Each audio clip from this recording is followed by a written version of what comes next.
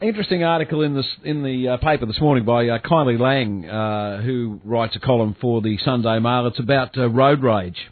And she says road ragers need to learn self-control instead of chucking wobblies and making other drivers feel unsafe.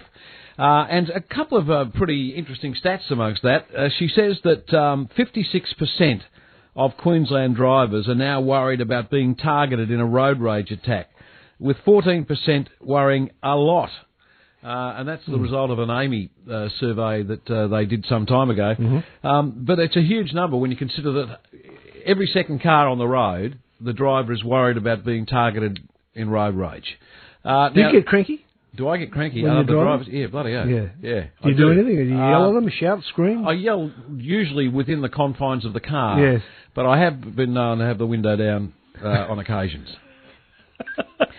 Sometimes they drive me absolutely nuts. Yes, I know. And it's really weird, isn't it? Because it only happens to you in the car. Yes, if things like that right. happen when you're doing other stuff, yeah, you don't worry about it. You cop it. Yeah. But because you're in your little capsule, yeah, that's it, and somebody does something to annoy you, you vent your spleen. On my piece of road. Yeah, that's my piece of road. Yeah, exactly. And only when you're the driver. That's right. That's right.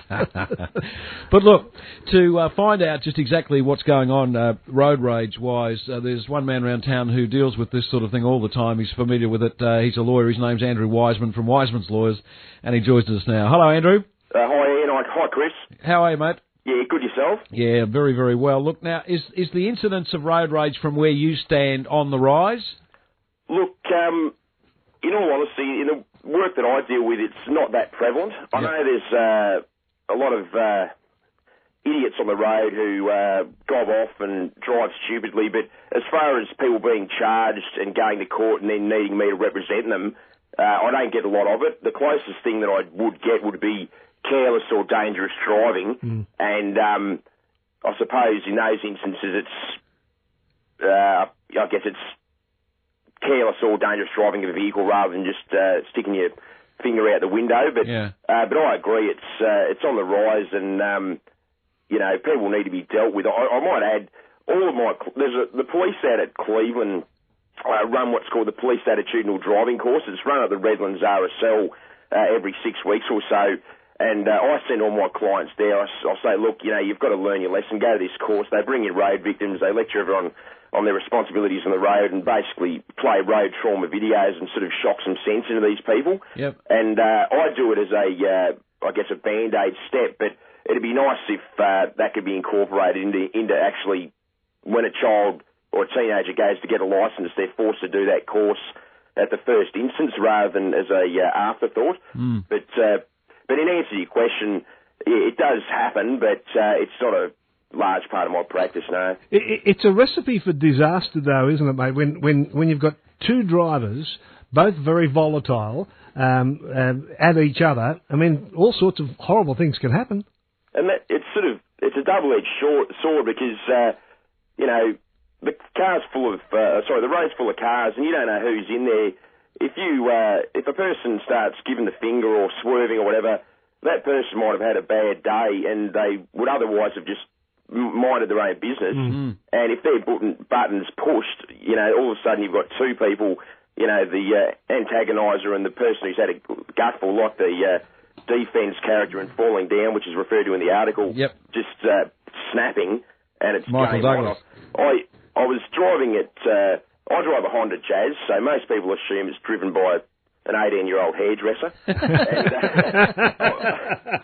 And the windows are tinted, and I was at Carradale Shopping Centre, and I was looking for a park, and I inadvertently sort of nosed across a pedestrian crossing, and it was like at a 45 degree. It wasn't very well marked, and this big guy's bashed on my window and bashed on the car, and I could hear metal-on-metal contact from his watch, and I thought, all right, well, this won't stand. So I opened the car door, and I just said, mate, if you got something to say to me, and then when he realised I'm like a 120-kilo, 6-foot guy, he sort of was taken a bit back, but I sort of put him in his place. But I mean, if I, was someone who, obviously if a solicitor gets charged with assault, his career ends, but if I was someone who didn't have that to lose, that could have been a very sort of violent incident and brought about by the guy who gobbed off rather than the guy who responded. But yeah, but I guess what I'm saying is the incidence is very prevalent, but I'm not seeing a lot of it at the courts. It's a curious thing, Andrew, because if you're walking down the street and you bump into someone, you say, "Oh, sorry, mate," and that's all there is. If you're driving along and someone cuts you off or jumps in front of you without indicating, or you go nuts. I mean, what's the difference? Why does that happen? I know it's not a legal question, but oh, look, you're right. If someone reaches across you for the 10 a mile out at the shopping centre, you just take a step back and don't think much of it. But I guess, I suppose for a lot of people run their business from their car all day, every day, or at the very least they start and end their day in their car. So it's a private time to sort of mentally prepare yourself the day ahead and to also de-stress. If you've had a tough day at work, if you guys have had a couple of rough callers, you probably break it down in your mind on the way home, and then I guess that private time's interrupted when someone tries to sort of cut paths. But yeah, as I said, I'm no psychologist, but I think we all know what it's like to sort of have our private time interrupted, and particularly if it's in an abusive or vulgar or violent way, people tend to sort of bite harder, I guess. It is curious, isn't it, that it's so prevalent, and yet it has so little appearance within legal circles. Yeah, well, I mean, as you guys know, I do strictly traffic, but I suppose in most instances, if someone, I'd say that in most road rage incidences that justify prosecution, we're talking probably assault or more criminal. Yes, it's in the sort of confines of the road, but like if someone reached into a car and punched a driver in the face, we're talking crime.